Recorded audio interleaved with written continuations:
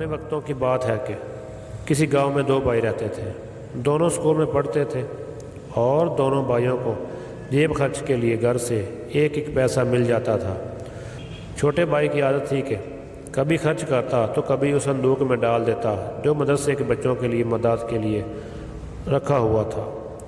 بڑے بھائی کی عادت تھی کہ جب مدرسے میں کھیلنے کی چھٹی ہوتی تو وہ مدرسے میں بنی مٹھائی کی دکان پر جا پہنچتا۔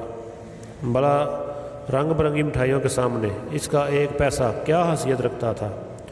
10-15 دن اس نے لڈو کھا کر گزارا کیا، پھر جلیبیاں اور پھر برفی، مگر پھر بھی اس کی تسلی نہ ہوتی۔ پھر اس نے ادھار لینا شروع کر دیا۔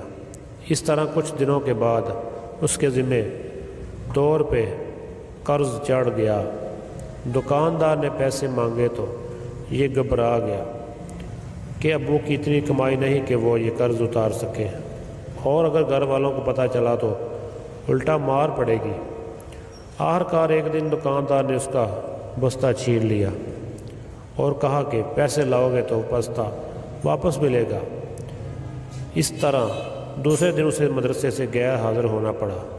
چھوٹے بھائی کو یہ خبر ملی تو پہلے اس نے بڑے بھائی کو سمجھایا اور پھر دکاندار کی منت کی، تمہارے پیسے میں روز تھوڑے تھوڑے کر کے دے دوں گا، تم بھائی کا بستہ واپس کر دو۔